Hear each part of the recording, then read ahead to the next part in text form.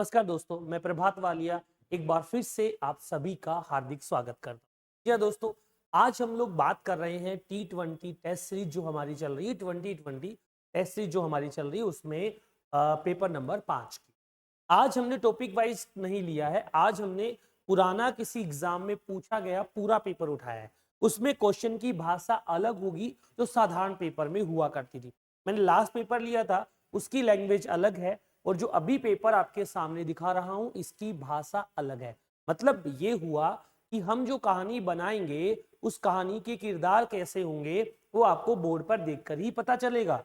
मैं रोजाना ये वादा नहीं करके आता हूं कि मुझे केवल 20 ऐसे ही प्रश्न देने हैं जो किसी टॉपिक से संबंधित हो, मुझे 20 ऐसे ही प्रश्न देने हैं जो अलग अलग टॉपिक हो। ऐसा कुछ नहीं है। जो हमें सहूलियत लगती है, जिस पेपर पर हम काम कर सकते हैं, वो चीज आपके लिए हम लोग निकाल कर लेकर आते हैं। दोस्तों, ये जो पेपर आप देख रहे हैं, ये पेपर पिछली बार एसओ का जो एग्जाम हुआ था उसमें पूछा गया प्रश्न था, पेपर था, उसी को हमने यहाँ पर लेकर आए हैं। मैं पीपीटी वाले भाई साहब से निवेदन करूंगा, जब आप पीपीटी बनाओ तो इस प्रकार का स्पेस ना रहे, इंग्लिश यहीं पे आ जाए, पूरा दिख जाए, नीचे नीचे वाला आप दिख नहीं रहा है तो पीपीटी थोड़ी सी अगली बार आप ध्यान से क्रिएट कर देना जिससे बच्चों को दिक्कत नहीं है। दोस्तों, अगर आपने कंप्यूटर की तैयारी कर रखी है उसे परखने के लिए या स्टैटिक क्वेश्चन याद करने के लिए आपने ये सेशन ज्वाइन किया है, और मैं उम्मीद करूंगा कि ये क्लास आप लोगों को अधिक अच्छी लगेगी क्योंकि आप इससे संबंधित एग्जाम देने वाले हैं। ठीक है, चलिए पहला प्रश्न देखते हैं, समय को ज्यादा व्यस्त नहीं करेंगे। देखो, एमएस एक्सेल में पंक्तियों की संख्या बराबर है। दोस्तों, एमएस एक्सेल का वर्जन कौन सा है ये भाई साहब ने नहीं लिखा है। पंक्ति का मतलब होता है रो और कॉलम, दोनों की बात करेंगे। अगर अपन एक्सेल के नए वर्जन की बात करते हैं जिनका हम इस्तेमाल कर रहे हैं, उनमें 10,48,576 रो होती है और 16,384 क्या होते हैं, कॉलम। रो और कॉलम की ऐसे संख्या होती है। रो कैसी होती है, ऐसे हॉरिजॉन्टल होती है, और कॉलम कैसा होता है, ऐसा वर्टिकल। प्रश्न में देखते हैं कि हमसे क्या बात कर रहा है। 75,536 नहीं होती है। अब देखो, मैंने जो बताया वो तो दिया हुआ नहीं है, इसका मतलब ये ओल्ड वर्जन की बात कर रहा है। ओल्ड वर्जन का मतलब पुराना वर्जन, 2003 वाले की बात पूछ रहा होगा। 2003 वाले में रो और कॉलम की संख्या अलग अलग होती थी। जो आपकी रो हुआ करती थी 65,536 और कॉलम की संख्या केवल और केवल कितनी हुआ करती थी, 256 हुआ करती थी। तो देखो, कहीं पर जो मैं लिखा है वो वैल्यू दे रखी है क्या? हाँ सर, 2 नंबर पे। अब पूछा जाए कि सेल की संख्या कितनी है, तो दोस्तों देखो, एक ऐसे वाली लाइन को हम रो कॉलम कहते हैं, ऐसे वाली लाइन को कॉलम कहते हैं, ऐसे जो लाइन होती है उसे क्या कहते हैं, रो कहते हैं। अब देखो, इसमें कॉलम का नाम ए और बी है, रो का 1 2 3 4।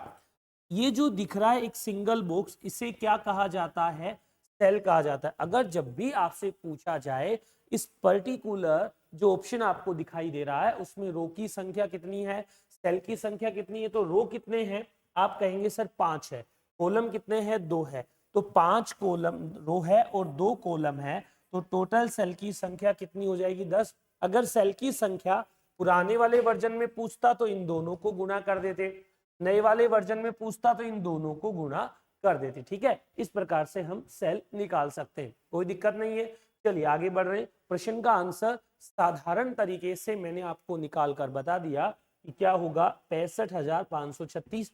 ये 2003 वाले वर्जन की बात कर रहा है। तो दोस्तों, यहां से हमने सीखा कि अभी हम लेटेस्ट वर्जन 2021 पढ़ रहे हैं, लेकिन 2021 के समय में भी 2003 का क्या पूछ लिया गया, सवाल। इसलिए आप ऐसा नहीं कर सकते कि केवल एक ही वर्जन पर आप आश्रित रहे, आपको पहले वाले वर्जन भी पढ़ने पड़ेंगे। ठीक है, चलिए कोई बात नहीं, अगले प्रश्न की तरफ चलते हैं। प्रश्न संख्या हमारा 2। एक आईपी एड्रेस का आकार होता है। पहले तो एक आईपी एड्रेस क्या होता है ये हम जानने की कोशिश करते हैं। दोस्तों, जैसे हम इंसान है, हमारा एक फिजिकल एड्रेस होता है। एक कहीं भी अपन जाते हैं तो हम लोग कहते हैं जिस सीट पर बैठे वो भी हमारा एड्रेस हो गया, वो लॉजिकल होता है, बाद में वो चेंज हो जाता है। तो हम बताने की कोशिश करते हैं जितनी भी मशीन, जितने भी कंप्यूटर इंटरनेट से जुड़ते हैं तो उनका एक एड्रेस होता है, उसे हम आईपी एड्रेस के नाम से जानते हैं। आईपी का मतलब क्या होता है, तो आप कहेंगे आईपी का मतलब इंटरनेट प्रोटोकॉल, और एड्रेस का मतलब क्या हुआ, एड्रेस। तो आईपी एड्रेस का मतलब हुआ इंटरनेट प्रोटोकॉल एड्रेस। जितने भी कंप्यूटर होते हैं, जो भी इंटरनेट से कनेक्ट होते हैं, उन सभी का एक लॉजिकल एड्रेस होता है। उस लॉजिकल एड्रेस को क्या कहा जाता है, आईपी एड्रेस। सर क्या किसी कंप्यूटर का फिजिकल एड्रेस भी होता है क्या? यस, अगर किसी कंप्यूटर का फिजिकल एड्रेस होता है उसे हम मैक एड्रेस के नाम से जानते हैं। इसे हम एक और नाम से जान सकते हैं, और वो क्या होगा, हार्डवेयर एड्रेस। है मेरी बात? इसे हम हार्डवेयर एड्रेस भी कह सकते हैं। कहानी को और अच्छी बना रहा हूं। अब कह रहा है कि आईपी एड्रेस का साइज कितना होता है। अगर वर्जन नंबर 4 है तो ये 32 बिट का एड्रेस होता है। यही वर्जन नंबर 6 होता तो 128 बिट का हो जाता। और ये जो आपको दिख रहा है ये 48 बिट का होता है। तीन बातें यहां से सीख लो। आईपीवी वर्जन नंबर 4 32 बिट का एड्रेस होता है। वर्जन नंबर 6 128 बिट का एड्रेस होता है। मैक एड्रेस या फिजिकल एड्रेस जो होता है वो आपका 48 बिट का होता है। प्रश्न के साथ साथ दूसरे प्रश्न अगर एग्जाम में आए तो आप उन्हें भी पढ़ रहे हैं और सीखने की कोशिश कर रहे हैं। चलिए अगला प्रश्न आपकी स्क्रीन पर आगे बढ़ रहे हैं। प्रथम प्रस्तावित वेब ब्राउजर का नाम क्या है? दोस्तों अगर मुझसे पूछा जाए कि प्रथम व्यापारिक वेब ब्राउजर कौन सा था, व्यापारिक की बात करूं तो हम बात करेंगे नेटस्केप व्यापारिक वेब ब्राउजर है। अगर गूगल द्वारा बनाया गया कौन सा है तो आप कहेंगे सर गूगल क्रोम है। माइक्रोसॉफ्ट द्वारा बनाया कौन सा है तो आप कहेंगे सर माइक्रोसॉफ्ट का बनाया वेब ब्राउजर इंटरनेट एक्सप्लोर है। आजकल इसकी जगह पर कौन सा वेब ब्राउजर यूज किया गया है? Microsoft Edge web browser use किया गया। दुनिया का प्रथम वेब ब्राउजर था, इसे हम किस नाम से जानते हैं? इरवाइज के नाम से जानते हैं। किसी ऑप्शन में इरवाइज का नाम ना मिले तो आप मोजाइक बताएंगे। ये आपका प्रथम ग्राफिकल प्रस्तावित वेब ब्राउजर था। ठीक है मेरी बात? अगर ऑप्शन में इरवाइज दिया हुआ आएगा तो आपका आंसर इरवाइज आएगा। ऑप्शन में इरवाइज नहीं दिया तो हमने मोजेक इसका आंसर बता दिया। तो तीसरे प्रश्न का आंसर बिल्कुल सीधा है, सिंपल है, समझने वाला है। क्या आएगा? मोजेक। ठीक है, कोई बात नहीं, आगे बढ़ जाए। क्वेश्चन नंबर 4 पढ़िए और जवाब दीजिए। एक प्रेजेंटेशन में स्लाइड को प्रस्तुत करने के लिए प्रयोग में लिए गए स्पेशल इफेक्ट क्या कहलाते हैं? अगर आपने मेरी थ्योरिकल क्लास पढ़ी है, देखी है, ली है, तो आप जानेंगे कि हम बताते हैं एस, हम बताते हैं ओ ए। इन दोनों का मतलब समझो, एक स्लाइड से दूसरी स्लाइड पर जाते हैं तो कोई स्पेशल इफेक्ट जुड़ता है। स्लाइड के अंदर ऑब्जेक्ट इधर उधर मूव होते तो कोई स्पेशल इफेक्ट जुड़ता है। जब स्लाइड पर कोई इफेक्ट जुड़ेगा उसे कहेंगे स्लाइड, और टी का मतलब क्या होता है तो आप कहेंगे सर ट्रांजिशन। अगर किसी ऑब्जेक्ट पर इफेक्ट आएगा तो आप क्या कहेंगे? ऑब्जेक्ट, और अगला वर्ड कौन सा है? एनिमेशन। आप यहां से क्या सीखे? स्लाइड का इफेक्ट क्या कहलाता है? ट्रांजिशन। ऑब्जेक्ट का इफेक्ट क्या कहलाता है? एनिमेशन। तो इफेक्ट तो है ही है, कस्टम एनिमेशन नहीं है, प्रेजेंट एनिमेशन नहीं है। 3 नंबर क्या आएगा? आप यहां से इस बात को भी सीख कर चलिए, इस स्लाइड पर जो इफेक्ट जुड़ता है उस स्लाइड वाले इफेक्ट को हम ट्रांजिशन के नाम से जानते हैं। अगर कोई ऑब्जेक्ट इधर से उधर मूव होता है, एक जगह से दूसरी जगह पे जाता है, तो जहां पर मूव से संबंधित बात आई तो उस समय पर हम एक वर्ड यूज करेंगे जिसे क्या कहेंगे? Motion path. एक और बात बताओ, देखो मैं मेरी बात कर रहा हूं, आपकी मुझे पता नहीं कितनी बातें आप मेरी कैच कर रहे हो। अगर मुझे एक ही टॉपिक पढ़ाने को दिया जाता है कि भाई इसी टॉपिक के बारे में प्रश्न है 50 बता, तो मैं 10-15 मिनट बाद में बोर हो जाता हूँ यार। एक ही एक बात को कितनी बार बताऊं मुझे नहीं। लेकिन जब भी टॉपिक मिक्स होते हैं, यानी जब प्रश्नों में एक वर्ड का आ गया, दूसरा इंटरनेट का आ गया, तब आदमी को जागते हुए रहना पड़ता है, बार बार दिमाग को स्विच करना पड़ता है। इससे दिमाग की कसरत होती है, चीजें रिकॉल होती है। तो दोस्तों इस प्रकार से पढ़ना ज्यादा लाभदायक है। आप टॉपिक वाइज कहोगे तो मुझे तकलीफ नहीं है, मैं टॉपिक वाइज भी टेस्ट सीरीज दे दूंगा, लेकिन मैं इन प्रश्नों को मिक्स इसलिए देखता हूं कि आप लोग एक टॉपिक पढ़ लिए तो एक टॉपिक के प्रश्न टॉपिक के पीछे मिल रहे हैं, लेकिन जब टेस्ट है उसका मतलब क्या है कि जो आपने पढ़ा है वो सब कुछ आपके सामने होना चाहिए। ठीक है, चलिए आगे बढ़ रहे हैं और बातचीत करने की कोशिश कर रहे हैं। 4 के बाद 5 नंबर, MS एक्सेल 2019 में सूत्र राइट इंडिया 2 का परिणाम क्या होगा। दोस्तों, राइट एक टेक्स्ट फंक्शन है। कौन सा फंक्शन है? Text function. ये क्या करता है? राइट साइड के कैरेक्टर बताता है। तो क्या आ गया इसका सीधा सा आंसर? आइए, कि इंडिया के 2 राइट साइड से बता दिया।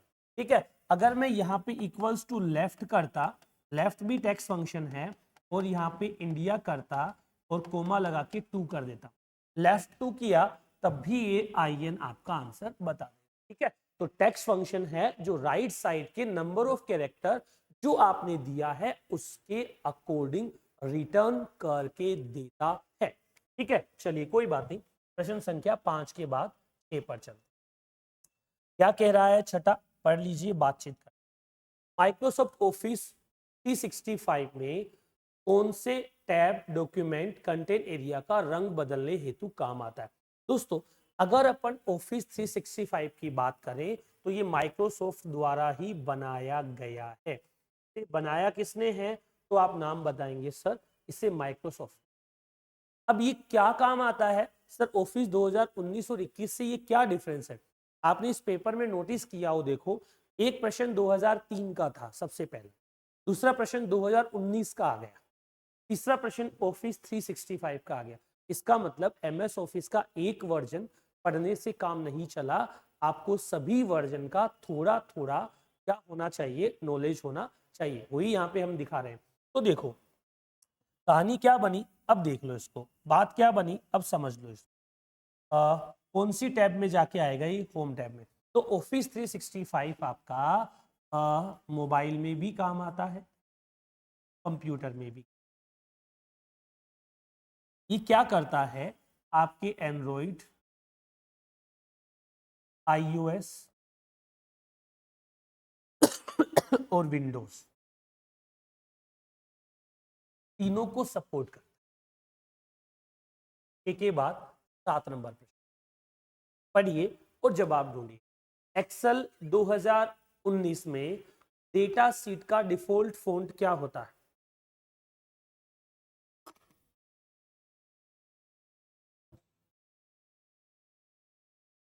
एक्सेल का डिफॉल्ट फॉन्ट होता है कैलिब्री और 11 पॉइंट।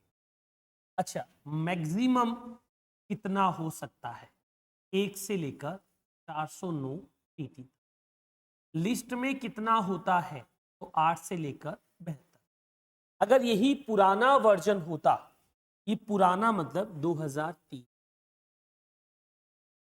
तो होता था टाइम्स न्यू रोमन, और 11 की जगह 12 pt हुआ करता था। टाइम्स न्यू रोमन में 11 की जगह कितने pt हुआ करता था? 12 pt हुआ करता था। यहां तक बात समझ आ गई तो हम कहानी को और आगे बढ़ा सकते हैं, बातचीत करने वाली बात। 7 के बाद कौन से नंबर पे आ गए? 8 नंबर पढ़िए। किसी कैरेक्टर के लिए प्रयोग में लिया जाने वाला अधिकतम फॉन्ट साइज कितना है? दोस्तों, किसी कैरेक्टर, कैरेक्टर किस में होते हैं? वर्ड में। तो वर्ड में फॉन्ट साइज की बात करोगे तो डिफॉल्ट फॉन्ट साइज, डिफॉल्ट का मतलब क्या होता है? Automatic font size. तो कितना होता है? तो आप बता दीजिएगा कितना होता है? 11। डिफॉल्ट 11 होता है। और जो लिस्ट होती है ना, लिस्ट साइज में जाओगे तो 8 से लेकर कितना होगा? 72 तक हो जाएगा। और टाइप करके करना चाहोगे तो 1 से लेकर 1638 pt तक हो जाएगा। ये वर्ड की बात हम लोग कर रहे हैं, नए वर्जन की बात हम लोग कर रहे हैं। अगर साइज की यूनिट के बारे में पूछे कि साइज का यूनिट क्या है, तो आप कहोगे सर साइज pt, या फिर किस में होती है? पॉइंट्स में होती है, इंच सेंटीमीटर में नहीं होती है, pt या फिर पॉइंट्स में होती है।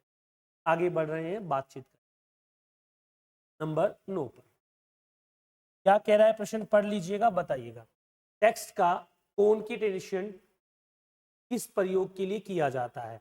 By using concatenation of text can be done, एस्ट्रोमॉर्फी नहीं, ये आपका लेबल की तरह काम करता है, ये भी नहीं आएगा। एम्परसेंड क्या है प्रश्न में, जैसे एक सेल में लिखा हुआ है A1 में राम, A2 में लिखा हुआ है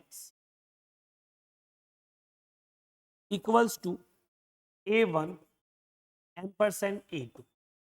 आपने जब ऐसा किया तो ये एम्परसेंड क्या करेगा, जो एम्परसेंड है ये आपको क्या करेगा, राम और सीता को एक ही सेल में कर देगा। कहने या बताने का मतलब क्या हुआ कि दो अलग अलग सेल में कुछ रखा हुआ है, उसे एक सेल में करना चाहते हो तो आप लोग यहाँ पर कॉन्केटेट करेंगे। एक और बात बताऊं आपको मैं, ये कब काम आता है, जब आप किसी एग्जाम का फॉर्म भरते हैं तो आपको सबसे पहले पूछा जाता है कि आप क्या बताइए, अपना फर्स्ट नेम बताइए, आप फर्स्ट नेम बताते हैं, फिर आपसे पूछा जाता है कि आपका कौन सा नेम बताना है, मिडल नेम बताना है, फिर आपसे पूछा जाता है कि आपका लास्ट नेम बताना है। तो इन सभी नामों को बाद में एक साथ ज्वाइन करके या मर्ज करके दिखाया जाता है, तो ऐसा करना कॉन्केनेट कहलाता है। सिंपल भाषा में बता रहा हूं और समझाने की कोशिश कर रहा हूं। चलिए आंसर आपको पता चल ही गया होगा। प्रश्न संख्या 10 पे आते हैं। सबसे पुराना स्प्रेडशीट पैकेज कौन सा है, बड़ा सिंपल सा क्वेश्चन है, सबसे पुराना स्प्रेडशीट पैकेज कौन सा है। पहले यहां पर एक बात समझने की कोशिश करते हैं कि सबसे पुराना ऑपरेटिंग सिस्टम कौन सा है, तो आप लेकर जाएंगे यूनिक्स सबसे पुराना है, यूनिक्स के बाद डोस का भी हम लोग ने यूज किया, उसके बाद हम यूएस पे चले गए, मैक ओएस पे चले गए। तो एप्पल वालों ने एक ऑपरेटिंग स्प्रेडशीट सॉफ्टवेयर बनाया था जो एप्पल ऑपरेटिंग सिस्टम में काम करता था, जिसे वीसी कैलसी कहा जाता है। एक डोस में काम करने के लिए बनाया गया था जिसे लोटस कहा जाता है, और एक विंडोज में काम करने के लिए बनाया था जिसे हम MS एक्सेल कहते हैं। ये स्टार कैलसी, ये जनरल पर्पस का एप्लीकेशन, ठीक है। अब मैं बता रहा हूं, तो एप्पल ने सबसे पहले जो एप्लीकेशन बनाया जो स्प्रेडशीट के रूप में काम कर रहा था, उसका नाम क्या है, बीसी कैलसी। प्रश्न का सीधा सा सिंपल तरीके का आंसर बनेगा बीसी कैलसी दुनिया का सबसे पुराना स्प्रेडशीट एप्लीकेशन है या प्रोग्राम है। 11 नंबर पे आते हैं और बातचीत करते हैं। प्रश्न अच्छा है, पढ़िएगा और जवाब दीजिए। MS एक्सेल 2019 में वर्तमान में चुनी हुई सेल का पता दर्शाया जाता है। आप देखेंगे कि टाइटल बार के बाद मेन्यू बार है और मेन्यू बार के बाद फॉर्मूला बार। कौन सी बार है, फॉर्मूला। इस फॉर्मूला बार के दो हिस्से होते हैं, एक को कहा जाता है नेम बॉक्स और दूसरे वाले हिस्से को क्या कहा जाता है, फॉर्मूला बार। अगर सिंपल भाषा में पूछे किसी भी सेल का एड्रेस कहां पर दिखाया जाता है, तो आप कहेंगे नेम बॉक्स में। अगर बोलता कि कंटेंट कहां पर दिखाया जाता है, जो हमने लिख रखा है, सपोज करो ये अपनी सेल है जिसका एड्रेस A1 है और यहाँ पर मैंने क्या लिखा है, प्रभात लिखा है, तो आप कहेंगे सर A1 तो इसमें दिखेगा और जो प्रभात लिखा है आपने वो आपको यहाँ पर दिखाई देगा। इसका मतलब कंटेंट कहाँ पर दिखता है, फॉर्मूला बार में। फॉर्मूला कहाँ दिखता है, फॉर्मूला बार में। सेल एड्रेस कहाँ पर दिखता है, तो आप बताएंगे नेम बॉक्स में आपको सेल एड्रेस दिखाई देता है। चलिए प्रश्न संख्या 11 के बाद 12 पर चलते। क्या कह रहा है प्रश्न, पढ़ लीजिए, जवाब दीजिए। इनमें से कौन सी कमांड के समूह के लिए केवल एक डायलॉग बॉक्स उपस्थित होता है। आप सभी को पता है सेव और सेव एज के लिए एक ही डायलॉग बॉक्स आता है, फाइंड रिप्लेस और गो टू के लिए भी एक ही डायलॉग बॉक्स आता है। जब आप फाइंड रिप्लेस गो टू की बात करोगे तो आपको यहाँ पर ऊपर लिखा मिलेगा फाइंड, इसके रिप्लेस लिखा होगा, यहाँ पे क्रॉस का चिन्ह बना होगा, यहाँ पर फाइंड लिखा होता है, यहाँ पर रिप्लेस लिखा होता है और यहाँ पर गो टू लिखा। इसका मतलब जब इन पे क्लिक करोगे तो इनके ऑप्शन अलग अलग आ जाएंगे, बॉक्स का नाम एक ही होता है, तो क्या आंसर आएगा, find, go to, replace, find एक ही बात है। फाइंड क्लियर गो टू ये नहीं है, ये आंसर हो जाएगा 2 नंबर, ठीक है। और इसमें शॉर्टकट की भी है, कंट्रोल प्लस एफ फाइंड की है, कंट्रोल प्लस एच रिप्लेस की है, और कंट्रोल प्लस जी वाली किसकी है, तो आप कहेंगे सर ये आपके गो टू की शॉर्टकट। ठीक है, 11 के बाद 12। अगला प्रश्न बड़ा सिंपल आना चाहिए, बीसीसी का यूज कहां पर किया, बताओ। क्या कभी आपने किसी को ईमेल भेजा है क्या? यस सर, जब हम ईमेल कंपोज करते हैं, क्या करते हैं, कंपोज कर बनाते हैं, एक नाम लिखा आता है टू, दूसरा आता है सीसी, और तीसरा आता है बीसीसी। तीनों का मतलब समझो, किसी एक ही जने को ईमेल भेजना है तो टू, एक से ज्यादा को भेजना है तो सीसी भी कर सकते हो और बीसीसी भी कर सकते हो। पहले पूरा नाम, कार्बन कॉपी, बीसीसी का ब्लाइंड कार्बन कॉपी। प्रश्न का आंसर तो मिल ही गया होगा, किसमें यूज करते हैं, ईमेल में।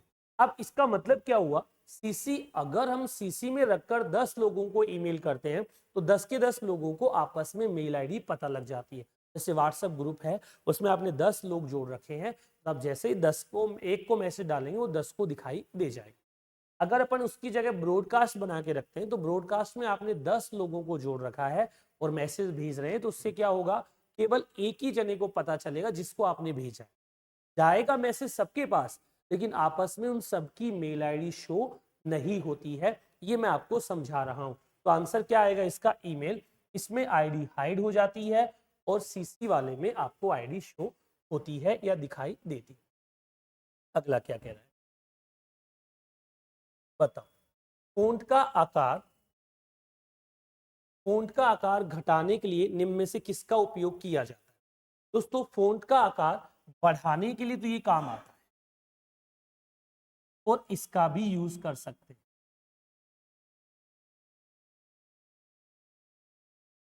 घटाने के लिए ये भी काम आ जाएगा, ये भी आ जाएगा। ये बाय 1 घटाता है, ये आपका ग्रूव करता है, एक से ज्यादा बढ़ाता है। तो आंसर क्या आएगा इसका, इससे भी घट जाएगा और इससे भी क्या हो जाएगा, घट जाएगा। Question number 15। देखो प्रश्न विवादित है, बोर्ड एक बार कुछ आंसर दे रहा था, एक बार कुछ दे रहा है। मैं इस पे वैसे स्टार लगा देता हूं, विवादित प्रश्न है, अलग अलग एग्जाम में इसका आंसर अलग अलग माना गया है। एमएस एक्सेल में इनमें से कौन सा फॉर्मूला सिस्टम की वर्तमान डेट को बताता है? तो देखो डेट के लिए टुडे यूज किया जाता है, ये आपका डेट एंड टाइम बताता है। ये क्या बताता है, केवल डेट। अगर टुडे लगाएंगे तो जैसे अपन बात करते हैं 15 अगस्त 1947, ये बताएगा। नाउ लगाएंगे तो बताएगा 15 अगस्त 1947 10:20 30 एक, ऐसे पूरा बताएगा। जो डेट एंड टाइम दोनों बताता है वो नाउ फंक्शन है, जो केवल डेट बताता है वो टुडे फंक्शन है। प्रैक्टिकली इसका आंसर क्या होना चाहिए, एक। बोर्ड ने एक बार इसका आंसर 3 माना, फाइनल में जाकर 1 कर दिया, ये पूरा मैटर है। लेकिन ऐसे प्रश्न जब भी आते हैं विवादित होते हैं, आप इनके लिए अलग से रिट लगा सकते हैं, कोई दिक्कत वाली बात नहीं। आंसर इसका मेरे हिसाब से 1 होगा। पढ़िए प्रश्न संख्या 16 क्या कह रहा है, डेटा विनिमय के लिए निम्न में से कौन सा संभावित तरीका नहीं है? Half duplex, full duplex, simplex, multiplex. तो इसका आंसर तो आएगा कि मल्टीप्लेक्स नहीं है। लेकिन ये मामला क्या है ये सुनो, जब एक सेंडर होता है ए और दूसरी साइड बी क्या होता है, रिसीवर, यानी डेटा एक ही दिशा में फ्लो होता है, तो उसे क्या कहा जाता है, सिंप्लेक्स कहा जाता है। जब एक सेंडर होता है ए, दूसरा कौन होता है, बी, जो रिसीव कर रहा है, जब बी भेजेगा तो ए रिसीव करेगा, उसे अपन क्या बोलते हैं, हाफ डुप्लेक्स। जब ए और बी दोनों एक साथ रिसीव और सेंड करेंगे, इसे क्या कहेंगे, फुल डुप्लेक्स या डुप्लेक्स कहते हैं। जैसे जनरल एग्जांपल दूं, रेडियो या केबल नेटवर्क जो होता है उसमें केबल या रेडियो से सूचना हमारे पास आती है, हम रेडियो पर सूचनाएं नहीं भेज सकते, ठीक है। दूसरा वोकी टोकी का नाम सुनाओ, जब आप बोलेंगे तो अगला सुनेगा, अगला बोलेगा तो आप सुनेगा, उसे अपन कौन सा बोलते हैं, हाफ डुप्लेक्स कहते हैं। कंप्यूटर में या वीडियो कॉलिंग में जो कम्युनिकेशन या संचार होता है वो आपका फुल डुप्लेक्स होता है, एट ए टाइम पर दोनों साइड से डेटा को भेजा और प्राप्त किया जा सकता है। अगला पीडीए का अर्थ क्या है? मुझे लग रहा है राजस्थान में फ्यूचर में भारतीय जनता पार्टी की सरकार बनेगी और मुझे लग रहा है कि माननीय राजेंद्र सिंह जी राठौड़ उसके मुख्यमंत्री होंगे, ऐसा मुझे फील आ रहा है, हो सकता है ना हो। ठीक है, अब पॉइंट क्या है, उनसे बात करने के लिए हर एक व्यक्ति उन्हें डायरेक्ट बात करेगा, इससे अच्छा उन्होंने पीए रख लिया, पर्सनल असिस्टेंट, उससे अपॉइंटमेंट लेनी पड़ेगी और बात करनी पड़ेगी। यानी इंसान से जनरल बात करनी हो, किसी नेता से बात करनी हो तो उसका पीए होता है, पर्सनल असिस्टेंट, उसके थ्रू उनसे कम्युनिकेशन किया जाता है। लेकिन अगर अपन किसी व्यक्ति से डिजिटली बात करें, उसका पीए माने, तो मोबाइल फोन उसका डिजिटली पीए होता है। अगर उसके नंबर है तो आप कॉल मिलाइए, वो फोन उठाएंगे और आपकी बात का जवाब देंगे। इसका मतलब पीडीए का मतलब होता है जो व्यक्ति के साथ 24/7 रहता है। ऐसी जगह भी आपने नहीं छोड़ी जहां डिटोल से हाथ धोने पड़ते, वहां भी घंटे भर लेकर बैठ जाते हैं। मतलब पीए बिना तो कुछ भी नहीं है। पीए का मतलब पर्सनल डिजिटल असिस्टेंट होता है।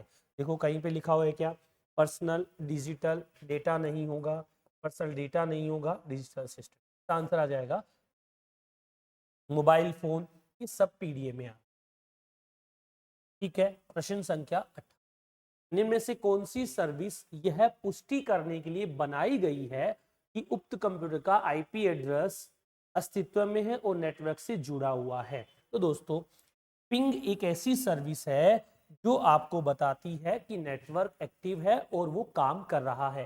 कहाँ जाएंगे अपन, पहले विंडोज के साथ आर दबाएंगे, फिर आपको रन का बॉक्स खुलेगा, उसमें सीएमडी टाइप करेंगे, फिर आप पिंग करेंगे और पिंग करने के बाद आपको बता देगा कि पर्टिकुलर वेबसाइट उससे कनेक्ट है, पर्टिकुलर पीसी पे अभी आपका काम हो रहा है। चलिए आंसर नंबर इसका 4 पिंग हो जाएगा। बताइए अगले प्रश्न के लिए बातचीत कर रहे हैं।